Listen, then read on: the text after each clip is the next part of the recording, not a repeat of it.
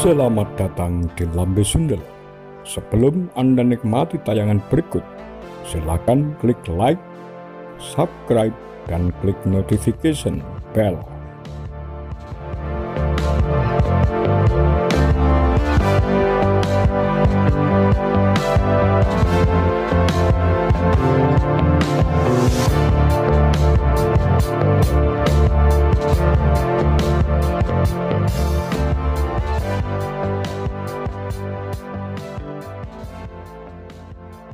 Gas Merah, Kudeta Soekarno dan Kebohongan Sejarah.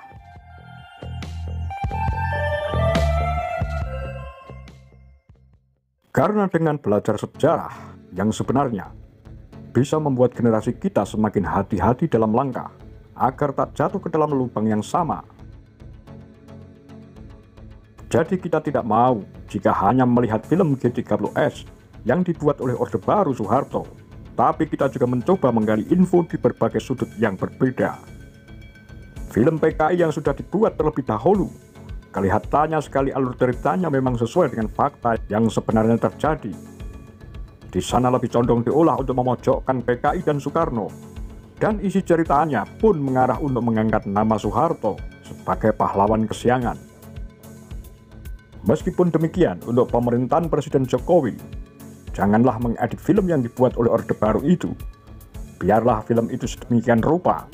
Lalu sekarang hendaknya membuat lagi film G30S yang sesuai dengan kenyataan yang ada saat itu, sebagai film pembanding, agar masyarakat bisa menilai mana film yang diutak-atik tak sesuai fakta dan mana film yang sesuai sejarah. Agar rakyat tahu siapa yang licik, kejam dan bengis, Soeharto ataukah PKI dan Soekarno. Memfitnah PKI dan Soekarno dengan isu-isu PKI yang berbuat kejahatan untuk menjatuhkan PKI dan Soekarno, padahal dirinya sendiri yang melakukan banyak pembantaian lewat tangan-tangan dinginnya. Coba ungkap siapa dalang dibalik semua ini. Pemberontakan DITII, pemberontakan NII, pemberontakan PRRI Permesta, kerusuhan Bom Aceh, kerusuhan Talang Sari, pembantaian pada tragedi Tanjung Priok, kerusuhan dan pembantaian yang disebut tragedi Gedung Ombo, Ninja Sejawa, kerusuhan dan penculikan Mei 1998, tragedi Gedung Ombo, Ninja. Ini adalah di mana peristiwa kiai, santri, dan ulama NU diteror, diculik, dan dibantai oleh kawanan yang menamakan dirinya pasukan ninja. Dan ini di zaman Soeharto. Bahkan PKI pun sudah tidak ada di zaman ini. Jadi kalau ada yang berpikir mungkin hanya PKI yang benci NU, maka dari sejarah Gedung Ombo dulu biar kalian tahu bahwa zaman Soeharto itu lebih keji dari PKI. Dalam sejarah memang paham komunisme ada untuk yang pertama kalinya saat Soekarno memerintah. Paham ini dibawa oleh kabinet di partai yang didukung oleh Soekarno dari Uni Soviet untuk menjadikan bangsa Indonesia menjadi bangsa yang mandiri, tidak menjadi jongos asing. Soekarno ingin menjadikan Indonesia menjadi negara yang memproduksi kebutuhan warganya secara mandiri dan tak perlu impor apapun dari negara luar. Itulah tujuan dibawanya paham komunisme ke Indonesia. Setelah pemberontakan PKI, Bung Karno tumbang, digantikan Soeharto, dan Freeport serta konco-konconya pun mulai masuk Indonesia. Sekarang pemerintah coba ambil alih 51% saham Freeport, mewajibkan pembuatan smelter agar transparan kekayaan yang digali oleh mereka. Isu PKI mulai rame-rame lagi. Ada yang tahu apa hubungan antara PKI dan Freeport serta konco-konconya? Jujur, kita yang bodoh ini nggak bisa nalar sampai ke sana. PKI dan Soekarno hanya korban dari CIA yang ingin kuasai Indonesia melalui tangan Soeharto. Itulah sebabnya PKI dan Soekarno difitnah mati-matian. Rakyat yang saat itu masih bodoh dicekoi bahwa negara komunis nanti akan menyengsarakan rakyat melebihi derita saat dijajah. Itulah yang membuat masyarakat saat itu menjadi takut dan anti PKI maupun Soekarno. Soekarno dituduh akan menyengsarakan rakyat. Padahal yang ingin dilakukan Soekarno adalah ingin membuat Indonesia negara yang berswasembada apapun kebutuhan rakyatnya. ingin menjadikan Indonesia menjadi negara yang mandiri tanpa campur tangan asing dan tanpa produk-produk asing di dalamnya. Namun Soeharto memporak-porandakan semua rencana Soekarno. Soeharto dibantu CIA menumbangkan PKI dan Soekarno agar pintu ekspor Amerika dan negara manapun yang dulu di stop oleh Soekarno agar dibuka kembali selebar-lebarnya untuk asing. Alhasil, lihatlah mulai kita membuka mata di pagi hari sampai kita memejamkan mata di malam hari. Produk-produk yang kita butuhkan, yang kita pakai semua buatan luar termasuk Barat yaitu Amerika dan Israel. Tidak hanya itu, di Papua, di Kalimantan, di Sumatera, di Sulawesi, perusahaan-perusahaan perkantoran-perkantoran, pabrik-pabrik yang lebih banyak dikuasai asing, khususnya Barat. Karena inilah tujuan mereka menumbangkan PKI dan Soekarno untuk menguasai Indonesia, untuk mengeksploitasi kekayaan alam Indonesia, dan menjadikan Indonesia sebagai konsumen hingga tidak bisa berswasembada dan berswadaya sendiri. Soekarno hanya ingin menutup celah agar Indonesia tidak dimanfaatkan asing. Dulu PKI di negeri kita adalah partai terbesar ketiga di dunia, seiring berjayanya Indonesia di tangan Soekarno. Setelah Uni Soviet dan Cina, Soekarno tidak ingin Indonesia dijajah kembali, atau ekonomi Indonesia dikuasai dan dikendalikan asing. Tapi Soeharto yang menghancurkan semua itu. Sekarang inilah hasilnya. Lebih dari 250 juta rakyat Indonesia telah bergantung kepada produk asing. Dan kita juga bisa melihat alam kita sudah porak-poranda. Dan bahkan kita yang sebagai rakyat Indonesia sendiri tidak bisa mengolahnya maupun menikmati hasil bumi kita dari negeri kita sendiri. Semua sudah diangkut oleh asing ke negara mereka. Dan inilah yang ditakuti oleh Soekarno. Sudah terjadi, Jenderal. Inilah yang dinamakan Soekarno bekerja mati-matian mendirikan bangsa Indonesia, dan Soeharto yang bekerja mati-matian untuk memberikan bangsa ini kepada asing. Soekarno yang memerdekakan, Soeharto yang menumbangkannya lagi. Mari kita renungkan sejenak. Apakah benar Indonesia saat ini sudah merdeka 100%? Benarkah sudah merdeka tanpa campur tangan asing yang mengolah negerinya sendiri? Benarkah? Tentu Anda sendiri yang bisa menjawabnya. Sejarah pengkhianatan yang diketahui saat itu hingga saat ini terkenal dengan sebutan pengkhianatan G30S PKI. Padahal dalam kenyataannya, semua juga belum terungkap. Soeharto sendirilah yang mengatakan kepada rakyatnya bahwa PKI pelaku dari semua itu. Mana bisa seperti itu? Membuat statement sendiri untuk menggiring opini masyarakat agar ikut menyalahkan dan membenci PKI. Padahal sudah bukan rahasia umum bahwa tanggal 30 September itu adalah hari di mana pembantaian terhadap 7 jenderal senior telah dilakukan oleh tentara Angkatan Darat, yaitu Cakrabirawa. Sedangkan PKI sendiri saat itu memang dalam keadaan bersaing kekuatan dengan tentara Angkatan Darat. G30S. Kita yakin dari berbagai sumber bahwa Soeharto membuat gerakan yang dilakukan oleh pasukannya itu untuk menyerang para jenderalnya sendiri atas nama PKI. Disinilah awal mula fitnah PKI. Lalu setelah para jenderal ditangkap dan dibunuh, Soeharto muncul sebagai pahlawan dan membasmi PKI serta pengikut-pengikutnya yang telah difitnahnya itu dengan alasan PKI membantai para jenderal dan yang katanya PKI mengkhianati negara. Dan setelahnya, Soeharto mengumpulkan banyak preman dan mendirikan sebuah organisasi yang bernama Pemuda Pancasila. Organisasi ini dibentuk berfungsi sebagai, katanya melindungi Pancasila yang akan ditumbangkan oleh PKI. Padahal dalam kenyataannya, justru organisasi Pemuda Pancasila inilah yang menjadi jagal-jagal pemenggal kepala PKI, membantai buruh dan tani yang katanya simpatisan PKI. Sampai Tionghoa yang dinilai akan menyebarkan paham komunisme lagi di Indonesia dan memberi kesan kepada dunia internasional bahwa Indonesia saat itu benci komunisme dan benci Blok Timur. Dan hari demi hari mencekam, Pemuda Pancasila bersama dengan warga sipil yang didatangi oleh ABRI saat itu melakukan pembersihan PKI di seluruh Indonesia. Jadi bisa kita simpulkan bahwa peristiwa malam itu bukanlah pengkhianatan gerakan 30 September oleh PKI, namun pengkhianatan gerakan 30 September oleh Soeharto dan tentara Angkatan Darat kepada Presiden Soekarno dan negara Indonesia. Dan namun Soeharto menyalahkan PKI atas semua tragedi itu. Bahkan tak sampai di situ saja, Soeharto juga membuat gerakan lain untuk mengadu domba banyak ulama NU dan masih menuduh PKI pelakunya, hingga membuat NU dan PKI saling bantai. Di sini tentara Angkatan Darat telah mensenjatai Muslim yang ada di Jawa Timur. Tak sedikit korban di kedua belah pihak. Padahal NU dan PKI sama-sama benteng yang kuat di lini kanan dan kiri Soekarno, namun berhasil diadu domba oleh CIA dan Soeharto. Dari adu domba NU melawan PKI oleh tentara Angkatan Darat juga menimbulkan pembantaian lainnya, yaitu pembantaian etnis Tionghoa yang jumlahnya diperkirakan dari korban Tionghoa saja sekitar 500.000 orang. Tionghoa ikut jadi sasaran karena takut menyebarkan paham komunisme lagi di Indonesia. Dan tragedi adu domba yang menimbulkan saling bantai ini, jumlah korban keseluruhan dari NU, PKI, simpatisan PKI dan Tionghoa jumlahnya sekitar 2,5 hingga 3 juta jiwa.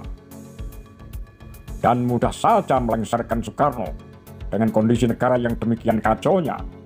Soekarno sendiri sudah tidak bisa membendung perang saudara itu, sehingga Soeharto berhasil menguasai Indonesia. Tak butuh lama, hanya jarak beberapa minggu setelah kejadian pembantaian 7 jenderal, Soeharto memaksa Presiden Soekarno menandatangani surat perintah 11 Maret Super Semar yang isinya belum diketahui. Karena surat Super Semar hilang tanpa jejak, entah di mana, sampai sekarang belum diketemukan. Yang jelas, setelah penandatanganan tersebut Soeharto menjadi presiden, dan Bung Karno malah ditawan oleh Soeharto karena dianggap telah melindungi PKI. Padahal dari ketiga-tiganya ini hanyalah korban, yaitu NU, PKI, dan Soekarno. Korban dari kebiadaban CIA dan Soeharto yang haus kekuasaan. Akhirnya, Soekarno meninggal sebagai pesakitan dalam status tahanan. Miris memang. Sekali lagi kita jelaskan, bila ada yang bilang bahwa PKI itu ateis, kita rasa yang bilang itu sendiri yang ateis. Karena di negara komunis pun penduduknya semua beragama. Ada juga yang mengatakan PKI itu tidak cocok diterapkan di Indonesia. Ya, mungkin itu. Karena sekarang sudah masuk di era keterbukaan, maka memang benar sistem komunisme sudah tidak cocok diberlakukan di semua negara. Tapi di zaman dulu, PKI sangat dibutuhkan di Indonesia. Buktinya, di era kepemerintahan Bung Karno, hasil bumi dan kekayaan alam Indonesia tidak bisa disentuh oleh asing. Indonesia juga berhubungan dengan sangat baik dengan negara-negara yang politiknya menggunakan sistem komunisme. Soekarno dan Indonesia ditakuti oleh negara-negara Barat, namun disegani oleh negara-negara Eropa. Di Indonesia, sejarah itu tentu dihapus oleh pembenci Soekarno. Rakyat Indonesia saat ini mana tahu sejarah ini. Dan lagi, Soekarno juga sangat baik dengan Cina, sangat disegani di negara tersebut. Semua ini juga ada data dan film dokumenternya. Memang saat kepemimpinan Soekarno, Indonesia lebih condong kepada Blok Timur, di mana Blok Timur ini adalah negara-negara komunis. Dan Partai Komunis Indonesia sendiri semakin besar di negeri ini pada saat itu. Blok Barat yang politiknya menganut kapitalisme terlalu takut dengan Indonesia jika PKI berkembang pesat dikarenakan perang dingin antara Amerika dan Blok Timur. Desain operasi dari CIA adalah TNI Angkatan Darat Soeharto harus menjadi pemenang dalam menghalau semakin besarnya komunisme di Indonesia. Karena deal point us menjanjikan Soeharto kekayaan dan kekuasaan absolut. Ciri operasi CIA adalah merekrut orang yang haus kekuasaan. Kalau dari bacaan dokumen yang dikeluarkan CIA tentang dan pasca 6566, Amerika Serikat melihat gelagat Soekarno yang tidak mau pro Barat atau Timur. Karena kala itu, Barat menganggap kalau gak pro Barat artinya pro Timur. Padahal Soekarno deklarator non-blok. Karena Soekarno cuma mau bangun negara yang baru seumur jagung dan tidak mau ikut dalam poros Barat dan Timur. Nah, jadilah Barat mulai menyuplai pemberontak Indonesia plus kasus Ganyang Malaysia, juga buatan Barat. Karena hal itu di mana Barat bikin gaduh terus, Soekarno jadi antipati sama Barat. Gayung Blok Timur yang memberi bantuan inilah yang akhirnya disambut Soekarno. Mau bangun negara butuh banyak biaya, so why not? Pada 1965, Soekarno makin akrab dengan Timur, mulai membuat tentara Indonesia agak pecah karena Angkatan Darat selalu pro Barat, sedangkan Angkatan Udara dan Angkatan Laut pro Indonesia alias pemerintah. Nah, kesempatan itulah yang dipakai Amerika untuk merapat dengan jenderal-jenderal Angkatan Darat. Dicarilah mereka siapa yang dijadikan perpanjangan tangan. Jenderal Besar Ahmad Yani akhirnya direkrut untuk pertama kalinya oleh CIA.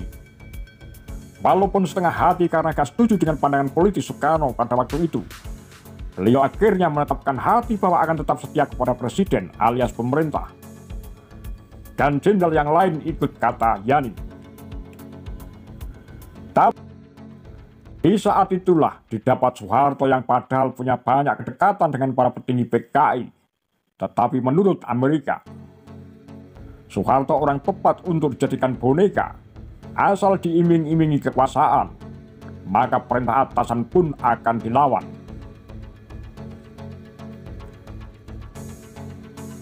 Di dokumen itu bilang, mereka mulai rancang skema bagaimana mengkambing hitamkan PKI. Soeharto lah yang membuat rencananya. Amerika hanya mensuplai senjata dan dana. Soeharto bentuk Pam Swakarsa dan lain-lain. Setelah kejadian Gestok, dokumen CIA ditulis bahwa jutaan orang mati dibunuh tanpa peradilan dan banyak sekali tidak ada hubungannya PKI ikut jadi korban. Adalah efek domino di luar perkiraan dari propaganda Soeharto. Dan ditulis juga, walau begitu CIA senang karena komunisme sudah diberantas dari Indonesia dan cara ini bisa dipakai oleh Amerika ketika invasi ke negara lain. Jenderal korban penculikan dan pembantian pada G30S sendiri adalah jenderal-jenderal yang sedang mensidang kasus Soeharto, menggelapkan beras prajurit, hingga pada masa itu Soeharto diskors dengan ditempatkan di Saspat Bandung. CIA memanfaatkan situasi itu untuk menjadikan Soeharto sebagai rising star, menjadikan hidden person in charge terhadap US government dengan silent operation. Bisa kita bayangkan, di saat personel TNI yang saat itu murad-marid dari mana operasi besar-besaran dengan dukungan persenjataan yang baik bisa terkoordinir. Dengan dijatuhkannya PKI dan Soekarno pada berita besar-besaran itu, Rusia gagal mendirikan pangkalan perang di Indonesia. Ini adalah bukti dari hasil temu pada bicara pemimpin-pemimpin negara-negara komunis dalam Konevo. Dan lagi, sebelum terjadi pada gerakan pengkhianatan G30S itu, bukanlah Soekarno pernah mengatakan kepada Jenderal Yani bahwa nanti setelah saya selesai menjadi presiden, kamu adalah penggantiku. Di sini juga sudah jelas bahwa Jenderal Yani ditunjuk menggantikan Soekarno untuk memimpin negeri ini setelah beliau selesai menjabat. Tapi kenapa Jenderal Ahmad Yani justru menjadi salah satu korban pada pembantaian 7 jenderal itu? Tentu, untuk menghilangkan jejak ditakutkan akan membocorkan rencana CIA menggulingkan Soekarno.